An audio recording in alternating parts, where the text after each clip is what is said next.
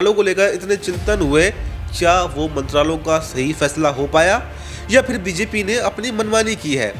क्योंकि एकनाथ शिंदे ने शुरू से ही ये मांग की थी, पहले तो मुख्यमंत्री की लड़ाई।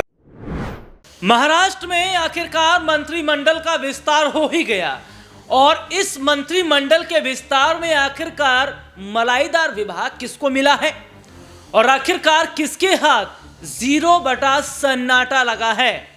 महाराष्ट्र में मंत्रिमंडल के विस्तार के बाद यह क्यों कहा गया कि वाकई खेल तो कर दिया गया और जिस बात का डर लग रहा था वो बात अब होती नजर आएगी। महाराष्ट्र में मंत्रिमंडल का जो विस्तार हुआ है, किसको क्या मिला है, किसको क्या नहीं मिला है और कौन महायुति का साथ छोड़ने का प्लान तैयार कर रहा है। नमस्कार, मैं हूं राहुल शर्मा और आप देखना शुरू कर चुके हैं हमारा खास प्रोग्राम। और आज के इस प्रोग्राम में हम एजेंडा, जो हमारा एजेंडा है प्रोग्राम का, वो है महाराष्ट्र का मंत्रिमंडल विस्तार।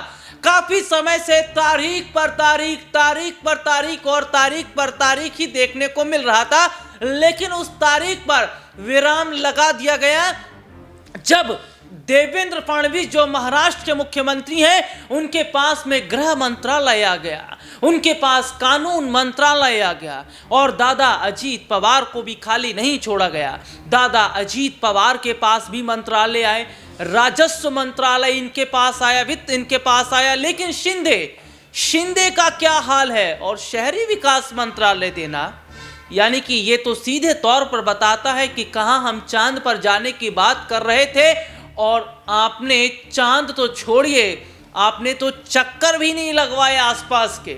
और एकनाथ शिंदे, अब सुनिए, एकनाथ शिंदे क्या अब महायुति का साथ छोड़ने के लिए तैयार है और क्या एकनाथ शिंदे अब डिप्टी सीएम का पद छोड़ देंगे, अपने जो 57 विधायक है उनको लेकर चले जाएंगे। लेकिन इसमें एक चीज ये भी देखिएगा कि अजीत पवार ने भी बड़े विभागों की बात की थी, वित्त दे दिया, ठीक है, लेकिन वो गृह मंत्रालय की भी मांग यहां पर कर रहे थे, राजस्व तो दिया, ठीक है, लेकिन वो यहां पर देखा जा रहा क्या इन मंत्रालयों से संतुष्ट है। लेकिन शिंदे का जो हाल हुआ है, क्या शिंदे अब महायुति का साथ छोड़ने के साथ साथ अपने पद से भी इस्तीफा देंगे? और इसी मुद्दे पर आज हमारे साथ बातचीत करने के लिए मौजूद है हमारे खास सहयोगी अब्बास भाई। अब्बास भाई, बहुत बहुत स्वागत है इस प्रोग्राम में आपका। अब्बास भाई, तारीख पर तारीख और तारीख पर तारीख ही हम देख रहे थे।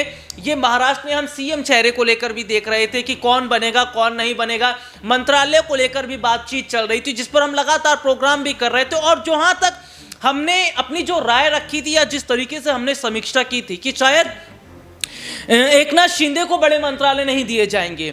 एकनाथ शिंदे गृह की बात कर रहे थे, वित्त की बात कर रहे थे, राजस्व की बात कर रहे थे, इसमें कुछ भी नहीं दिया गया उन्हें दिया जाता है शहरी विकास मंत्रालय दिया जाता है। और जिस तरीके से ये छोटे मंत्रालय देकर शिंदे का जो रोल घटा दिया गया या शिंदे को पूरी तरीके से अगर कहा जाए साइड कर दिया गया, क्या आप मानते हैं अब्बास भाई कि अब वक्त आ गया है कि शायद महायुति के साथ रहने का कोई फायदा नहीं? अगले साल बीएमसी के चुनाव हैं और जिस तरीके से शिवसेना यूबीटी अलग हुई बीजेपी के साथ, अब शिंदे की शिवसेना भी अलग होगी। जी देखिए, सबसे पहले मैं अपने दर्शकों को बता दूं कि 23 नवंबर को जो है महाराष्ट्र के नतीजे आए थे, चुनावी नतीजे आए थे और उसके लगभग 1 महीने के बाद में अब 21 दिसंबर को जो है मंत्रिमंडल का विस्तार, मतलब 15 दिसंबर को हो गया था और 21 दिसंबर को जो है विभागों का बंटवारा हुआ है। काफ़ी चिंतन मंथन हुआ, काफ़ी बैठकें हुई, इस बीच में काफ़ी उठापटक जो है वो हमें देखने को मिली। इसमें हमें शिंदे की नाराज़गी भी देखने को मिली। पहले तो सीएम पद पर जो है वो दांव फंसा, फिर उसके बाद में मंत्रालयों को लेकर ही कहीं ना कहीं दांव फंसा हुआ था, जिस पर अब अंतिम मोहर लग गई है। लेकिन ऐसे में सबसे बड़ा सवाल ये है, जिस मंत्रालयों को लेकर इतनी बैठकें हुई, जिस मंत्रालयों को लेकर इतने चिंतन हुए, क्या वो मंत्रालयों का सही फैसला हो पाया या फिर बीजेपी ने अपनी मनमानी की है? क्योंकि एकनाथ शिंदे ने शुरू से ही ये मांग की थी, पहले तो मुख्यमंत्री की लड़ाई थी, चलिए वो साइड लाइन आपने कर दिया, ठीक है, कोई बात नहीं। एकनाथ शिंदे ने उसको मंजूर कर लिया कि ठीक है, चलो मुख्यमंत्री आप नहीं बना रहे हैं तो लेकिन आप मुझे कुछ ऐसे मंत्रालय तो दे दीजिए जो सम्मानजनक मंत्रालय हो, ताकि जो मैं जनता के बीच में अपनी बात को कुछ रख पाऊँ। क्योंकि डिप्टी, देखिए आपको भी पता है कि डिप्टी सीएम का पद कोई पद नहीं होता है, एक औपचारिक पद है कि अगर आप बहुत सारे राज्यों को उठा करके देखें तो वहाँ पर डिप्टी सीएम होते ही नहीं है।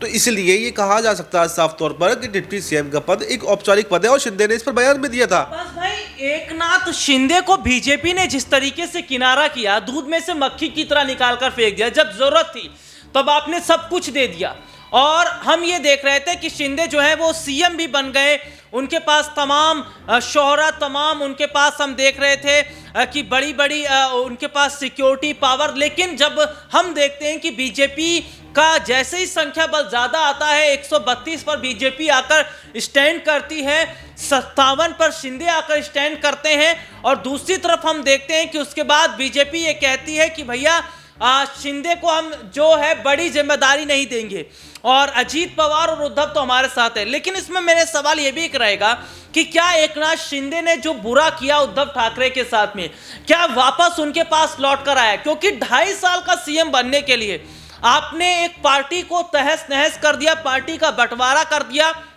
और उसके बाद देखा क्या क्या कि अगर 2.5 साल का ही सीएम बनना था तो शायद कहीं ना कहीं अगर उद्धव से बातचीत होती तो कुछ उस तरीके का हल निकाला जाता। लेकिन बीजेपी ने जिस तरीके से हम देख रहे हैं कि शिंदे का पूरा रोल काट दिया है, और जिस तरीके के मंत्रालय उन्हें दिए गए हैं, ये बताता है कि शिंदे की जरूरत शायद बीजेपी को नहीं है। और जब जरूरत नहीं है तो शिंदे फिर महायुति के साथ जुड़कर क्या करेंगे? क्या लग रहा है आपको कि क्या महायुति का साथ छोड़ना उनके लिए ठीक रहेगा, अकेले अपने दम पर चुनाव लड़ना ठीक रहेगा, या महायुति के साथ रहकर ही वो बीएमसी का चुनाव लड़ेंगे, और या फिर आगे उनका कुछ फ्यूचर है बीजेपी के साथ में? देखिए, बीजेपी जो है वो यूज एंड थ्रो की राजनीति करती है। यूज एंड थ्रो मतलब इसमें इसलिए कह रहा हूं कि जब जरूरत होगी तो आपको सराखों पर रखा जाएगा, आपकी हर बात को पूरा किया जाएगा, और जब जरूरत नहीं होगी तो आपकी वो हालत हो जाएगी कि जैसे दूध में से मक्खी निकाल कर रखे फेंक दी जाती है, वैसे ही इस बार शिंदे के साथ में किया जा रहा है। भाई देखिए, कहीं ना कहीं अजीत पवार की बात तो यहाँ पर काफ़ी हद तक पूरी की गई है। अजीत पवार की मांग थी कि आप मुझे वित्त मंत्रालय दे दीजिए, राजस्व मंत्रालय दे दीजिए, तो अजीत पवार को तो इन्होंने कहीं ना कहीं खुश रखने की कोशिश किया, क्योंकि इनको पता है कि अगर दोनों जाएंगे तो हमारे लिए परेशानी हो सकती है, इसलिए एक को खुश किया गया है। लेकिन एकनाथ शिंदे को खुश नहीं किया गया है। लेकिन एकनाथ शिंदे को आखिर क्यों खुश नहीं किया गया है, इसके पीछे के भी कई बड़े फैक्टर्स हैं। बड़े फैक्टर्स ये हैं कि बीजेपी नहीं चाहती कि एकनाथ शिंदे जनता के बीच में जाए, जनता से जुड़े, और आगे को अगले चुनावों में हमें चुनौती दें, क्योंकि बीजेपी जिसके साथ में रहती है उसको ही खत्म कर देती है। इसका सबसे बड़ा जीता जागता अगर कोई उदाहरण है तो वो है हरियाणा का। अभी जैसे कि आपको पता है ओपी चौटाला का निधन हुआ, इन्हीं के पोते दुष्यंत चौटाला बीजेपी के साथ में पिछली सरकार में डिप्टी सीएम हुआ करते थे, और एक अच्छी जिम्मेदारी उन्होंने सरकार में निभाई है, अच्छा काम उन्होंने किया है।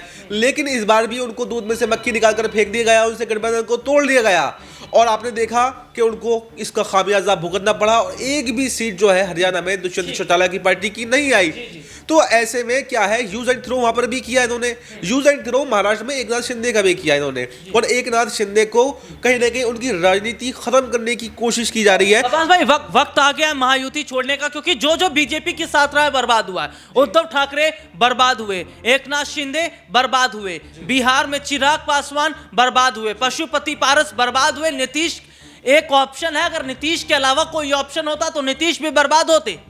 पहले से बर्बाद है नीतीश कुमार भी। अगर नीतीश कुमार की हम बात करें तो नीतीश कुमार की जितनी सीट्स पहले आया करती थी उससे कई हद तक अब कम सीट्स आती है। पिछले चुनाव के मुकाबले पर आप चाहे लोकसभा देख लीजिए, चाहे विधानसभा देख लीजिए, मात्र 44 सीटें हैं नीतीश कुमार के पास विधानसभा में। बस वो तो एक किंग मेकर की भूमिका है जो मुख्यमंत्री बने हुए हैं, और आगे को मुख्यमंत्री बनेंगे या नहीं बनेंगे, चुनाव 2025 में बिहार में भी आ रहे हैं, वहां पर क्या होने वाला है, किसके नेतृत्व में चुनाव लड़ा जाएगा, ये अभी तक तय नहीं है। क्योंकि अमित शाह से ये सवाल किया गया था कि क्या बिहार का चुनाव आप नीतीश कुमार के नेतृत्व में लड़ेंगे, तो उन्होंने कहा कि अभी तक ये कोई फिक्स नहीं है, जब वक्त आएगा तब हम बताएंगे। यानी वक्त आएगा तो हम यूज एंड थ्रो वाली पॉलिटिक्स करेंगे और नीतीश कुमार को भी दूध में से मक्खी की तरह निकालकर फेंक देंगे, जैसे शिंदे को फेंक दिया क्या। जी जी, बहुत बहुत शुक्रिया अब्बास भाई आपका। और वाकई महाराष्ट्र की राजनीति में जितना बड़ा फेरबदल हुआ है, ये बताता है कि क्या एकनाथ शिंदे अब डिप्टी सीएम पद से इस्तीफा देंगे, क्योंकि मंत्रालयों को लेकर सबसे ज्यादा उनकी मांग थी और मंत्रालय उन्हें नहीं दिए गए हैं। तब ऐसे में क्या अपने विधायकों को लेकर महायुति से अलग होंगे शिंदे, और क्या वो वक्त आ गया है कि राज्यपाल से मुलाकात कर बड़ा खेल करेंगे। लेकिन यहाँ पर अजीत पवार पर क्या भरोसा करना बीजेपी के लिए ठीक रहेगा, यह वक्त आने पर अजीत पवार भी कुछ बड़ी रणनीति बनाते नजर आएंगे। आज के इस प्रोग्राम में इतना ही, आपसे फिर दोबारा मुलाकात होगी, तब तक के लिए मुझे और मेरे सहयोगी को इजाजत दीजिए। नमस्कार।